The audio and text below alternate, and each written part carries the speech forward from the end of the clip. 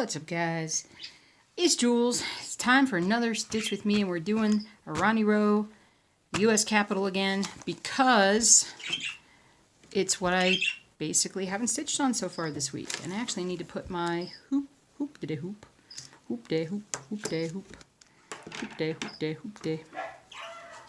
Oh man, the dogs are in fine form today. Yes, they are. Oh, I'm going to work on some Ronnie Rowe. Get some stitching done. Just got home from work. And I had to take a shower because I was working on the gutters at work. And I got really nasty. So I had to come home and take a shower because I've got a Halloween party to go to tonight. We are small partiers, though. We tend to kind of go for maybe an hour, go for about an hour, and then we come home because we're not really partiers, and it gets really loud. And so it's the kids are like carving pumpkins and having a great time, and it gets really loud. So I stay away. Stay away. I covered the birds up. They're still chirping a little bit. Yeah, I hear you. Especially when I've been working all morning and it's been loud. Just be quiet. So, let me open this up a little bit more. There we go. All right. And this time I actually was smart enough and I brought up multiple needles to kind of get ready to stitch all at one time. I'm going to do that while we're talking. So I totally forgot. I did the whole weekly update and then totally forgot to tell you guys it was snowing at the time I was doing the weekly update. I can't believe I forgot that. I never forget that. And then I did. So, we got maybe a couple inches. It was pretty nice. And we're going to get even more snow, theoretically. Snow is always theoretical until it actually falls around here, because we never know exactly what's going to happen. So we got, hold on, taking me a little extra time to get this. There we go. Some people say it's going to start tonight. Others say it's going to start tomorrow afternoon. Some people say we're going to get a couple inches. Other people say we're going to get a foot. No one agrees when it comes to these kinds of things. It really always depends on the direction that it comes from. So we're on the southeast side of Denver. So this storm is kind of coming from the northwest, going to the southeast. So it just depends on the angle that it takes as it cuts across Metro Denver as far as whether or not it actually is going to impact us or not. So I'm going to work on this area today with all the thingies that I got. So we'll see what happens. Maybe we'll get snow. Maybe we'll get a lot of snow. I got some things to do this week, so I'd like snow, but I don't want too much of it. I've got things to do. There we go. But I hadn't done the gutters at work in forever, so I wanted to make sure that the building was prepared for, in case it did snow. I'll cut some tree branches down. Should be wearing glasses. I'm not wearing my glasses. I wonder if my glasses are in the next room. Hold on, I'm going to pause this, get my glasses. Okay, I'm back. This is better. I can see a lot better now. If you're not wearing proper I was going to say protection, but that's not really that true in cross stitching. Eye equipment, you are doomed to stitch slow. Oh, and then I grabbed some ibuprofen while I was at it because my back says, "What are you doing, you silly?" I got a snag in the back. Nah, really. Well, oh man. Yep, the back is saying, "Don't do it. Don't stitch in this chair." Let me scoot my chair up. There we go. Get some back support.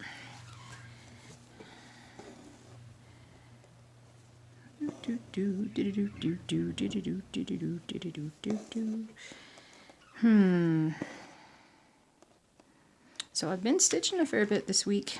I have. I worked on the Bears project, and then I worked on Waterloo, and I worked on Reaper. And I think that's where I'm at right now. So I got this project. But I've been reading all your comments about the different types of stands that I can get. I think that it's almost like I'm probably going to need 2 stands in a way, eventually. One for like a big gigantic project like, well, I don't know. See, part of me likes a small area of focus, especially on an 18 count project. I like 18 count or a small hoop for Ronnie Rowe. I like it for Reaper. I like it for Old World Map. But I could see myself getting a larger stitching space for like a Rainy Waterloo or something along those lines. But I see where the tabletop ones could be very beneficial. But for those of you guys who worry that I hold too much in my hand, like I'm holding everything in my hand, I really don't. Like literally right now, I have the fabric tucked in between me and the desk, and a lot of times that's how I stitch, and I lean up against it and hold it so that literally like the only thing that you have to hold on to is just what little fabric is in the hoop. I try to do that a lot with even the bigger projects as well. That was Doogie. I put a lot of, some of the projects I'll just ball up and put in my lap, or I'll have it in a bag. And so it won't be like I'll have it all wrapped up in my hand. I can't do that. No birds, I can't. I know you guys have faith, but I can't do it. So, man, these dogs are just... I think they can sense the change in the weather coming. I think they're excited. They know something's happening, although it's still nice and warm. But they've been a little out of sorts lately. But anyway, so tabletop, yes. But big floor stand, also yes. It's going to take me a while. It's going to take me a while to wrap my head around it and think of all the possibilities, figure out what I want to do. So I'm not going to jump right into anything just as yet. I'm just excited that my stitchy bug is totally back. Well, not totally back. I mean, it's back. It's back, baby. But like I said, you can literally tell how much more relaxed I am now versus how crazy and insane I was earlier in the year. And part of it is I've also decided to kind of back off on the dog videos and the aquarium videos, and I'll try to do those when I can, but for the most part, I'm not putting the kind of effort into them to make them really cool. They're just sort of, and even the vlogs. I totally recorded a vlog. Totally forgot to put it up. But I think what I'm going to do is I'm going to wait and get some more snow footage for when it snows in the next few days. But I'm trying not to overwhelm myself because I already have enough to do. So, and honestly, I've got to get this stitching. Lifetime project. I only have a lifetime to get it done in. So I get that Old World Map 2 going. So, I want to do some honeybee portrait as well this weekend and get that going. I had 2 Saturdays off in a row, so I had to work 2 Saturdays in a row to compensate. Then we go back to our every other now, and that'll be cool.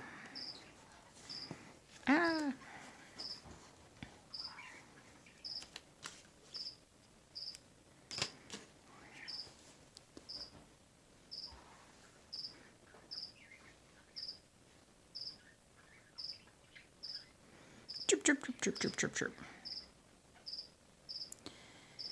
My fingers are all pruny from taking a shower in the middle of the day. I got scratched up pretty good today too from this one dog. Where's my scratches? It got me a little bit on the knuckles, can't really tell. I got a new scratch down. Whoop, there it is. I got a new scratch down there. Got one on the outside. I got a new one there. Got a couple here. Just this silly dog. Silly, silly dog. What are you gonna do? But it was a good day. It was a good day. It's been a good day. I am in a good mood. Been in a good mood. But now I'm in a really good mood. Got the rest of the weekend. Back to my normal self for the most part. Got my plans on what I need to do. I just need to do them. But I was really happy with myself because Thursday was pretty much, I think the whole day was spent stitching. Or I was playing some video games too. But no websites, nothing going on there. Took a break from all of that because I needed to. And, like I said, I got a lot of stitching done because I got to make some progress, people. I think y'all know that. A lot of people watched that video last week on Old World Map 2. I think if I ever reach a point where I am able to stream, like if I'm not working nearly as much and I've got more time in the day, whatever I do going forward, like if I do a new endeavor, it's got to involve stitching because I got things to get done. And so I think I would like stream stitching just to kind of, you know, the goal is to just bring more people into the hobby and let them see some of different things to stitch, different types of projects and whatnot. So, speaking of which, I was at a friend's house the other night. I had to go visit a friend. And she had these old... She got them from Hawaii. You guys will be able to tell me exactly what this is. I've seen it, but I can't remember the name of it. But it's a stitching style done... I want to say it's Japanese, maybe? But the lady that was selling it, she had a store in Hawaii that she was selling this stuff. And it was a very fine, almost like a very fine silk type thread. And they were like directional stitches kind of on top of each other on this beautiful, very fine tea cloth type fabric. And this beautiful design of like this bird behind some tall grass and whatnot, like a marshy grass. And it was beautiful. And she said it was quite expensive when they bought it. It cost a lot of money when they bought it. And I'm like, I know what that is. I can't remember, but it's supposed to be pretty exquisite and pretty amazing work. And for the life of me, I could not remember what the name of it was. But you guys will help me out, won't you? But I saw a couple pieces in person, and it was like, oh my goodness. So my friend was like, you cross-stitch like this? I'm like, oh, no. Not like this. This is artistry of, this is artistry. And I was just flabbergasted. It was the most amazing thing to see that in person, to see the delicate stitches, the tapestries, the delicate tapestries. I was very impressed. Very impressed. All right, I'm going to go ahead and... No, I'm not. No, I'm not. No, don't jump ahead, Julie. Don't get ahead of yourself. Oops. There's that one cricket. I don't know if you guys can hear it. There's one cricket left out of the bunch that my husband got that Carter hasn't eaten yet. But I think the crickets make him a lot more active. He's definitely like... It used to be that he would just sort of sit in one spot and he'd be there for a long time. Now it's like every time I go to look at him, he's in a different spot. And he just looks... He looks more interactive with his environment. He looks happier. And I bought a bunch of new like more vines and everything, and I need to fill up the whole of the entire terrarium. I've got about half of it filled with stuff. Now I need to fill the other half at the top. So I'm gonna have to cut some holes in that wire on the top and do that. So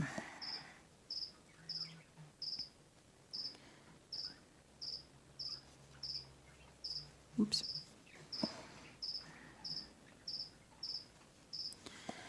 Oh, my back. I'm going to say that a lot today. I was doing better for a while because I was strengthening my back, and then when I went on vacation and I didn't work my back while I was gone, and now I've gotten out of practice, and so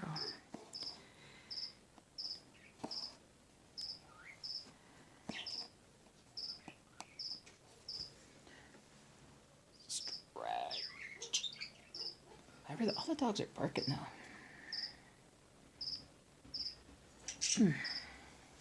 So we already bought our tickets for Star Wars. Believe it or not, it's 2 months away, and Mark jumped right into it. As soon as they announced they had the trailer, what was it, Thursday night or something? We watched the trailer for Star Wars, and I was like, okay. Yeah, I know it's this huge epic and blah blah blah, but no, I don't feel that way about it. But I'm sure it'll be good. I'm sure I'll enjoy it. But anyway, so immediately after that, tickets went on sale, and he bought. We're sitting like big, huge theater. We're gonna sit right in the middle. Great seats. Got a ticket for our buddy, so we're good to go.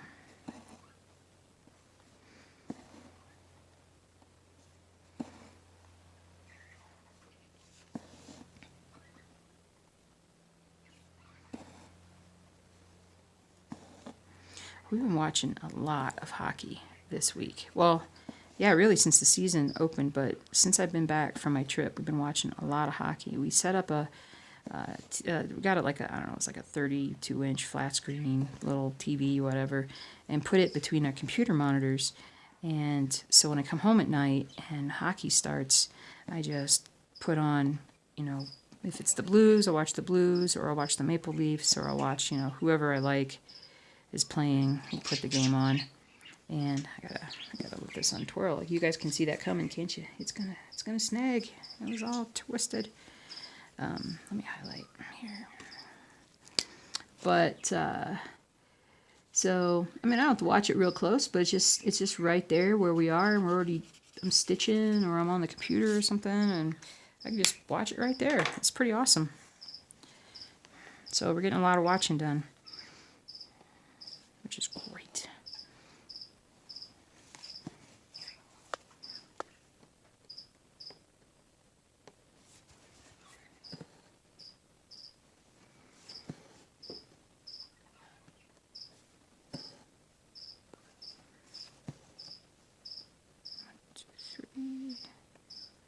One, two, three.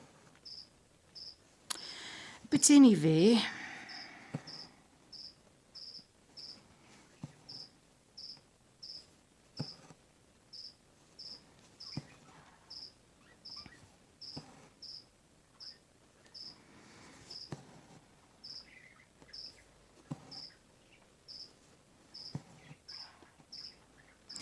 so I need to keep looking at the projects, what do you call it? What's the word, guys? The frame things. The frame things. The stands. The project stands.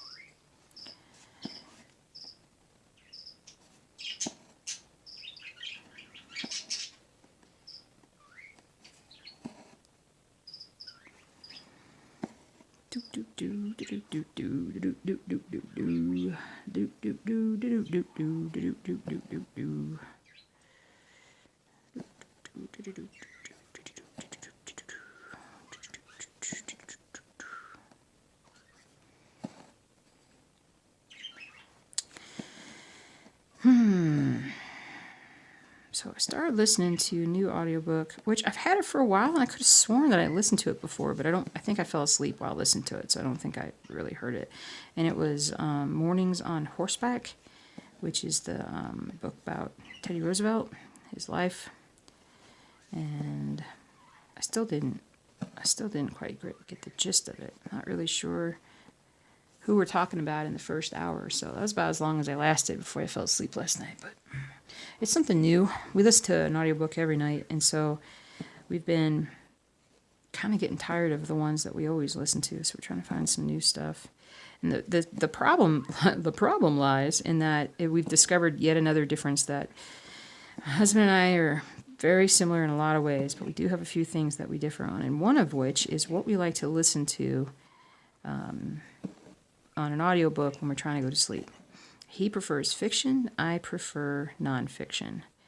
So he tends to get more enraptured by nonfiction. He's like, wow, that's interesting. Although, I mean, because I've already listened to the books and I know how they go, so he'll end up kind of staying awake because he hears, we'll do the... I'm a big fan of David McCullough, and so sometimes we'll do like the Brooklyn Bridge book, or we'll do now we're, Teddy Roosevelt's in there. I've tried John Adams, but I find John Adams so pompous that he's such a...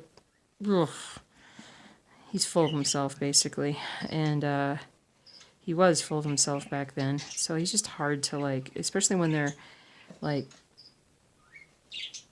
reading his letters and such. It's just, oh man, he annoys me. So founding father or not, he was pompous, which they weren't perfect, that's for sure. But anyway, so I've got all of them. I like the ones I don't like are the ones that are like pure tragedies, like Johnstown Flood that David McCullough did. It's still a fascinating book. There was a huge flood in, I want to say it was Pennsylvania. A dam burst in, gosh, was it the 1800s or the 1900s? I can't remember. But it just wiped out this whole town, and all these people died, and it was just this massive, it was massive, it was negligence, and you could see what they were doing wasn't right, and there were signs that the dam was starting to fail, and they neglected to take it seriously, and a lot of people, hundreds of people died, and so it's really sad. So I can't listen to that one. That one's tough. And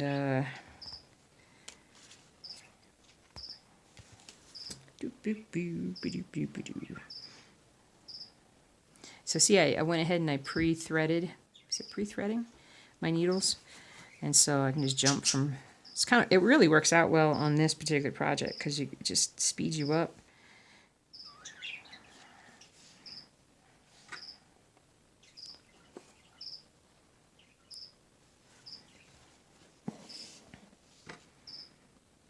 There we go. Let's see what else. Panama Canal book is pretty fascinating, about how they built the Panama Canal, obviously. But boy, that was really rough on the people, the Panamanians who actually did that. Oh, I got a piece of something in there. Oh, yeah. Okay, let me do this next bit through here, and then try to pull this through the other side. But I mean, they had all kinds of diseases and yellow fever and all those mosquito diseases and stuff. A lot of guys died building that.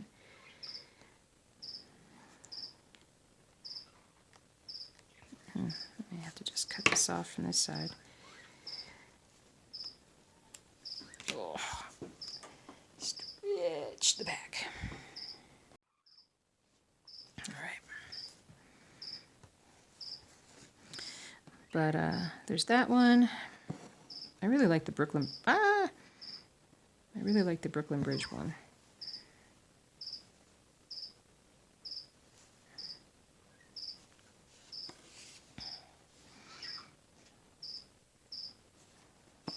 And then else do I have? I've got some other different nonfiction books, but we end up with the fiction ones that we like. Ready Player One is one of my husband's favorites. I struggle with it now because, for one, I can't stand the character of Artemis in the books. She's so annoying.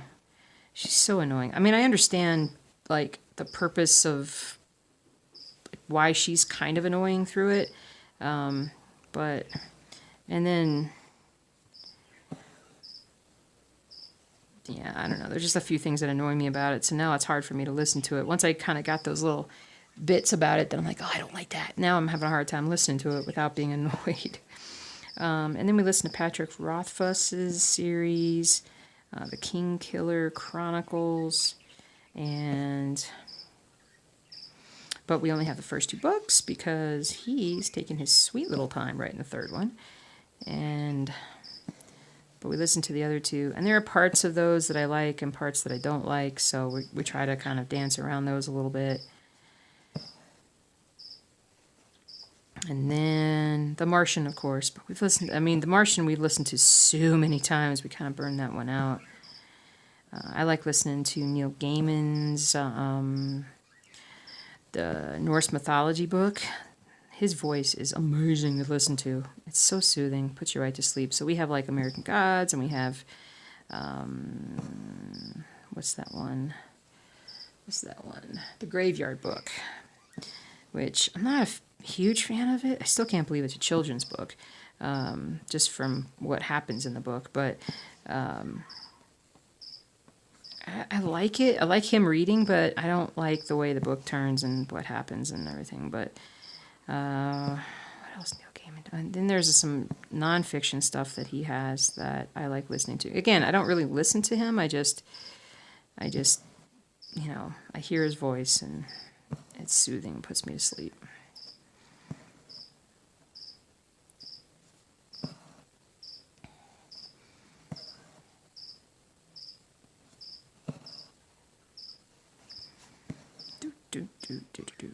I was on that kick there for a while where I was listening to audiobooks. I listened to that 30-hour audiobook in like a week or whatever it was, and then I just like put them down. Now I haven't listened to them in a while. I'm still doing audio. I'm still doing YouTube videos, and I've discovered farming on YouTube, and I like to watch those guys. Well, some of them.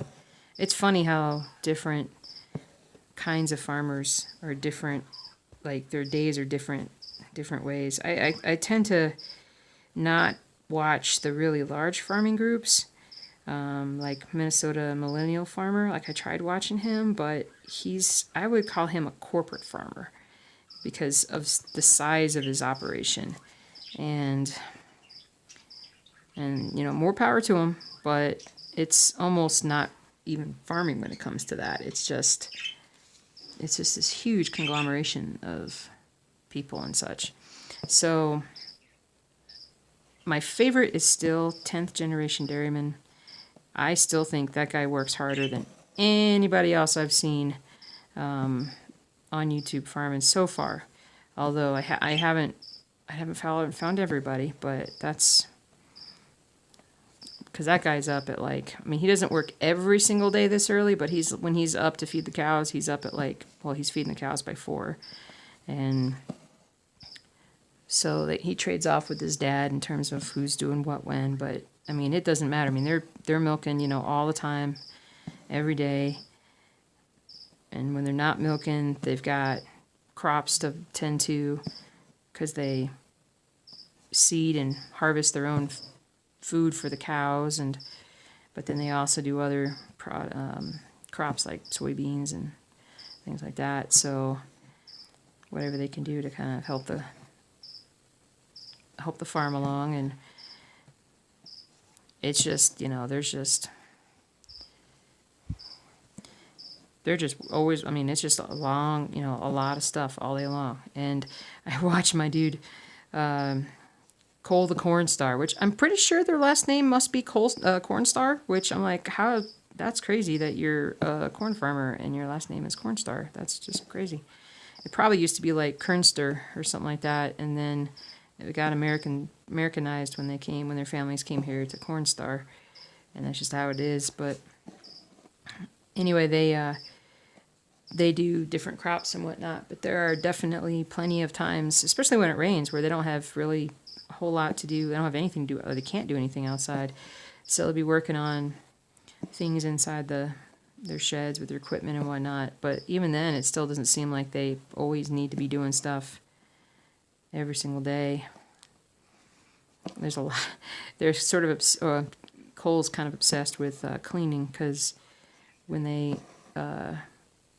their grandpa died and they got this new part of the farm or whatever with all the, I don't know how many acres it was, but it had barns and storage sheds and whatnot. And their grandpa was real, kind of like me, lackadaisical, kind of had things laying all over the place, and just kind of known as being really messy and not looking very nice and whatnot. And so when they inherited it, they're like, all right, we're going to clean it all up. And so they've been doing that for I don't know how many years now, and they've almost got to a point where it's all cleaned up. It looks really nice, looks like a good farm. And he keeps it that way because I swear it's like he's always power washing equipment. And he's always cleaning the equipment out, like it's got to stay clean. And I'm like, well, I'm sorry, you're a farmer. And it's going to get dirty. And so it just makes me laugh, because I'm just like, I think he's... because then I watch him, and then I went from watching him cleaning his various farming implements, and then I started watching this guy, and I don't know the name of his channel, but he's Canadian, and he's a detailer. So he details all these really nice cars and trucks and such, and he must charge an arm and a leg to do it, because he spends all day, or 2 days. Like, these projects tend to last 10 to 12 hours, because he is going over them by hand, by himself, and getting in every last little bit. So I can only imagine that he must be charging like $500 a detail or something like that, because I can't see how you would otherwise, if he was charging $100, I don't see how he can afford the house that he has. It's a nice house, and he works out of the very large garage that he has, so he probably, I don't know how Canadian taxes work, but anyway, I got some good cleaning tips out of him. How to clean spots in carpet and whatnot. And at some point here, probably after the snow, I'll get in my own car and clean it out and get it really nice and soaked and get a good job done on it.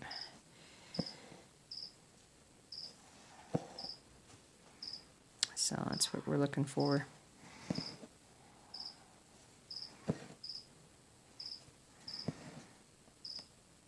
So, yeah.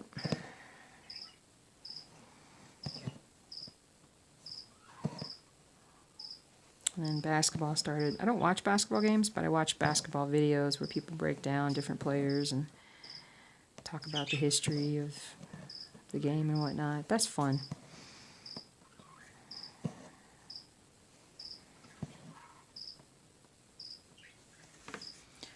Oh, the back.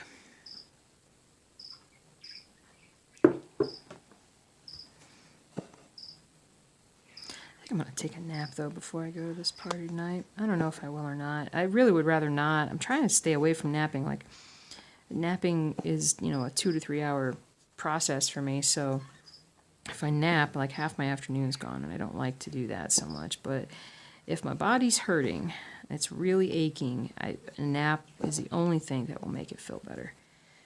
So sometimes we just got to do that.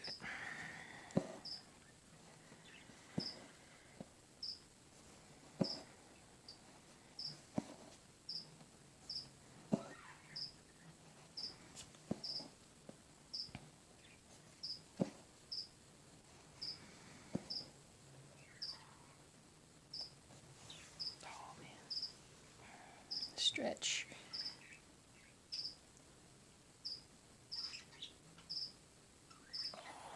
Stretch the back.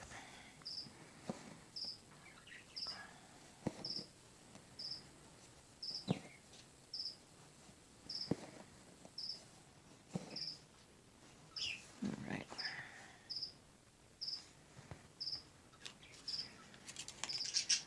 probably is going faster by having everything pre-threaded.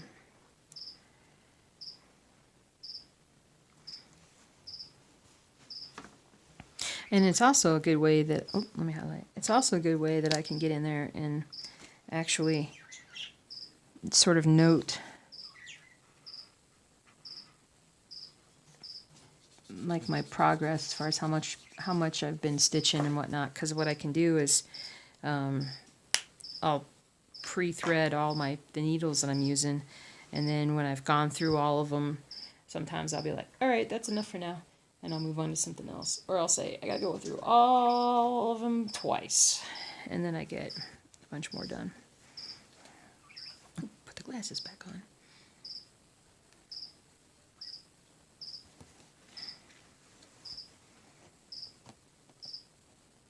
Let's see here.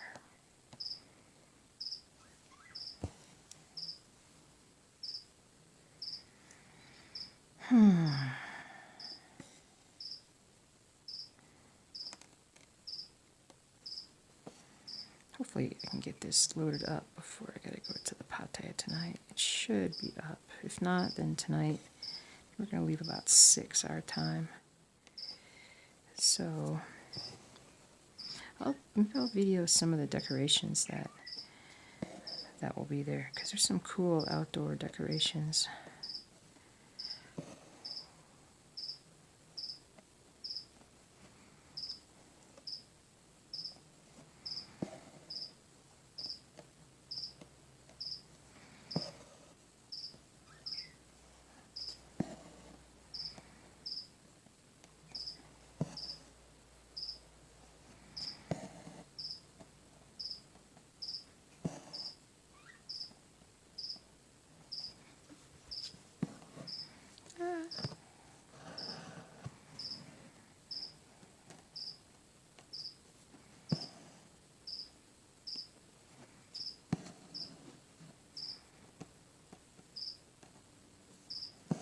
Oh, I should have started the humidifier for the gecko. I'll do that when I'm done. I try to do a little bit every day for him for a while. Finally cleaned the bird cage. That was massively overdue. So, and we finally put the kitchen back together for when we had kind of taken it apart for the honey extraction. I moved the table, and then I was like, "Ooh, I really like this table over here," and but I got out of that after a while, and it was so hard to get to the fish tanks that I had to just move it.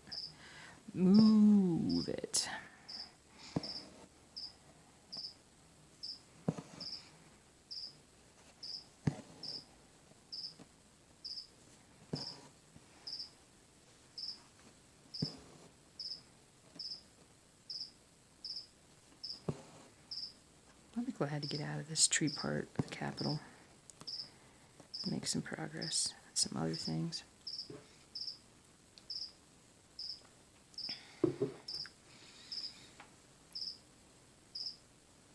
Oh, man. Darn it. I just remembered I forgot to do something. Again.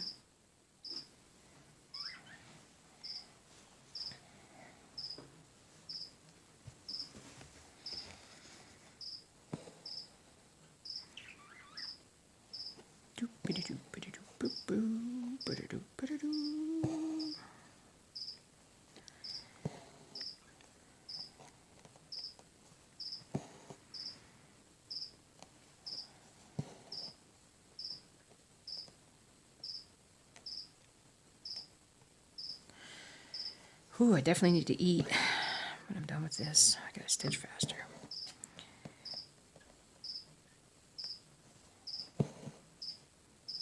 I need to grid more, as you can tell, and I at least want to grid a little bit further over. I don't know, maybe not.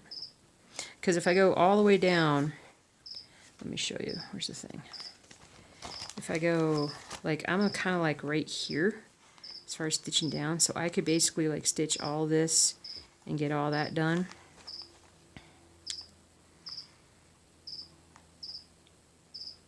Yeah, I think the first page is like that right there. So it'd be cool to, I think I actually want, I don't know, what do you guys think? I think I'm like, just go down next, you know, so you can actually see that coming in. It's coming in.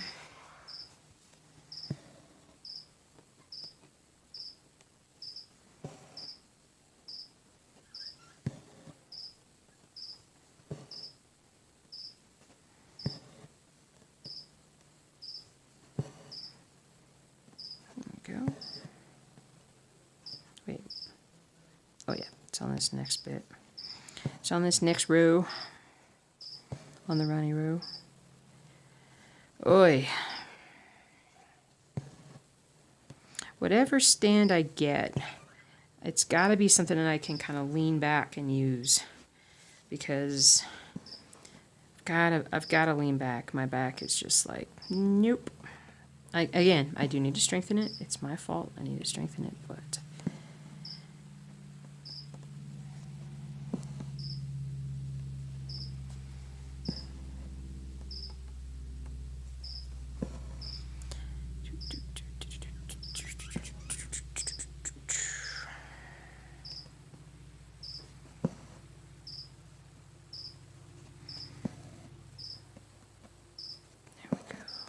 snag. Ooh, not a snag. Let's undo this. That is my boy Arthur next door.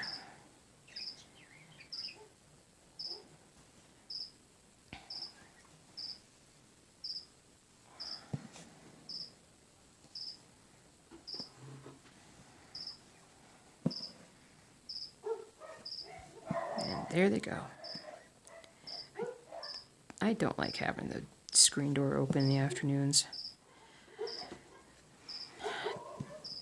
Dogs are just barking. I hate it. I don't like being a nuisance to neighbors and such. Oh yeah, by the way, Doogie turned 10 this month. I forgot until I had a little blurb pop up on my Facebook. He's my only breeder-bought dog I've ever had, because he's a Border Terrier, and I thought, you know, I love James Harriet. James Harriet's favorite dog was a Border Terrier. He talked about how awesome they were, and I'm not saying he's not awesome. He's also kind of not very bright, but it's okay. He doesn't have to be super bright. The other dogs are. But anyway, so yeah, he turned 10. He's on his 11th year now. So if he's 10, that would make Fargo about 12, and Bailey's got to be, from what I know of her, she's got to be like 14, 15 now, I think. And that's her barking, if you can hear her. And she doesn't act it. Maybe she's younger than that. I'd have to go look at my records. And Zuzu will turn 5 in January. And Jelly, roughly, I think she was 7. I think she's 10-ish. She might be older than that. I gotta look at my records. It's, when I say records, it's the records I have at work. And so I got to do that. And Topher is maybe 9. I think he's a year younger than Doogie. And so we are not planning on adding any more. We are definitely wanting to downsize our flock, our pack. So it's a crazy existence now. It'll settle down as time goes by. But they all have this crazy fire spirit that they... Okay, I'm going to come down here and mark off this spot that we need to jump.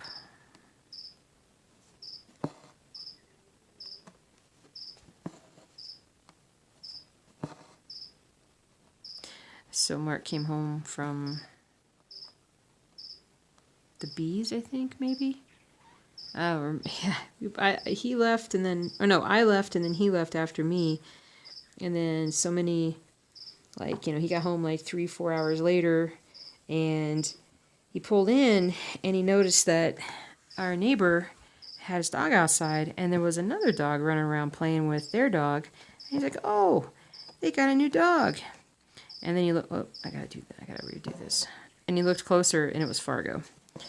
So Fargo obviously had gotten out in some way, which I don't like. I'm thinking either he had opportunity through the garage door, and I think that's what he did. I don't think he snuck out of the fencing anywhere. I don't think so. We'll find out if we have more problems. But when I first got Fargo, he would find all these little spots in my fencing that he could slip through, because he's teeny little guy. And I remember one time was getting ready to go to work, and he was outside with Doogie. And then when I called him in, Doogie came in, and then he didn't come in. I was like, oh no, I've lost him. This might have been the first time he sort of ran off behind the fence. And I'm like, oh, I can't, I have to go to work. I can't stay and look for him. And so I came home like 3 hours later for lunch, and I was like, all right, I gotta go, I'm like, I gotta go find Fargo. And then I was driving down the street, and it was about 10 houses before mine is where we have like our community post office. Sorry, I heard something downstairs. Community, like where our mailboxes are. And there were like 4 people gathered around that area. And I slow down and I stop. And it's Fargo is in the middle of them. And they're all trying to pick him up. And he's kind of baring his teeth at him. Because when Fargo first came to me, he had an issue at the shelter where they were afraid that he was a biter. Because he was so afraid of what you would do to him, that he would, lift his lip and growl and snap and whatnot. And so I'd only had him for like a week at that point when he had gotten out. And so he was, over there, and I was like, ah. So I ran out of I jumped out of my car, and I went over, and I said, it's okay, guys, it's okay. That's my dog. And so I called him, and he came running over to me and jumped in my arms. And of any dog I've ever had, he is definitely the one that picked me at the shelter. Like, he absolutely picked me out. Of all the people walking by, he saw me, and he was like, I want you to be my mom. And he demanded my attention. And he didn't do that with anyone else. I spied on him, and I saw he didn't do that with anyone else. So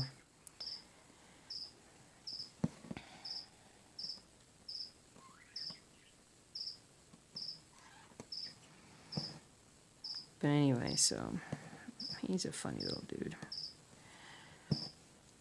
He needs a bath. That's what he needs. He's so thick-coated. Alright, I think I'm going to finish up here. I've gotten all the floss that I needed to get done on the needles.